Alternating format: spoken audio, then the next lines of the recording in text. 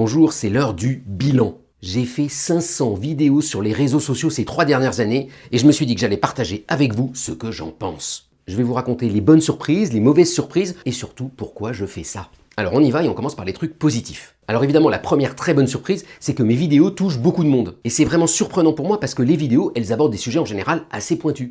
Et puis, autre bonne surprise, il y en a plein qui me disent qu'ils avaient des très mauvais souvenirs du collège, du lycée, de la physique, et que là, pour le coup, ça les intéresse. Et puis alors, une conséquence de ça toute bête, c'est que ça m'a ouvert les portes vers des lieux incroyables. Là, par exemple, je suis allé au synchrotron Soleil, là, c'était au centre de nanosciences, là, je suis au musée des arts et métiers, donc je m'éclate. Bon, mais il y a aussi des mauvais côtés. Alors d'abord, du côté de l'audience, vous êtes à plus de 70% masculin, et ça, je vois pas pourquoi, et donc ça m'attriste beaucoup. Et puis ensuite, quand même, sur certains sujets, vous êtes un tout petit peu trop chaud à mon goût. Dès que j'aborde des trucs de politique ou de religion, c'est l'enfer dans les commentaires. Alors j'ai aucun problème à ce que vous soyez pas d'accord avec moi, mais c'est peut-être mon côté vieux prof, j'aime bien qu'on soit poli et civilisé. Et puis côté négatif, me concernant pour le coup, je suis hyper mauvais pour interagir avec vous dans les commentaires. Et la raison, elle est toute bête, c'est juste que j'ai pas le temps. Si je prends par exemple la dernière vidéo que j'ai faite sur le prix Nobel, il y a eu plus de 1500 commentaires. Donc j'essaye de les lire, mais je peux juste pas répondre, donc désolé. Bon, et enfin, les surprises. Alors première surprise, les vidéos que vous regardez ne dépendent pas de votre âge. Les vidéos qui cartonnent, elles cartonnent aussi bien sur TikTok où vous avez en gros moins de 30 ans, que sur Facebook où vous avez en gros plus de 30 ans. Il n'y a pas des vidéos pour jeunes et des vidéos pour vieux. Et puis dernière surprise, je pensais honnêtement qu'au bout de 500 vidéos, j'allais m'épuiser et j'allais plus avoir d'idées. Et en fait, j'en ai toujours autant qu'au début. Et d'ailleurs, on me demande souvent d'où viennent ces idées. Et elles viennent du boulot. Je bosse. Je fais de la biblio, j'écoute des conférences, je discute avec les collègues. Et c'est tout ce travail de fond qui me donne toutes ces idées. Et puis j'ai gardé le meilleur pour la fin avec 2 petits secrets sur les coulisses. Premier secret, il y en a beaucoup qui pensent que je passe plein de temps à faire ça, que c'est peut-être même mon activité principale. Et en fait, je fais ça ici, là, dans ma chambre, le mardi matin,